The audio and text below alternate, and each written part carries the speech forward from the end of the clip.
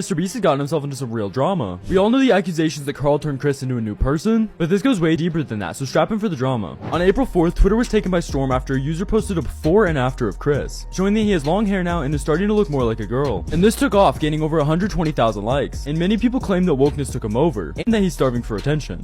Chris from MrBeast. So people saw this picture. The Chris I know was like a truck driving, Call of Duty playing, dip chewing.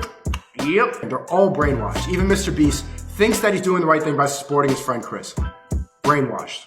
Everyone was going at Chris's neck until he came out and revealed that he'd been on hormone replacement therapy for over 2 months, which means that over time Chris is gonna lose all of his facial hair, lose muscle, and even start to take on the shape of a woman. But that's not all.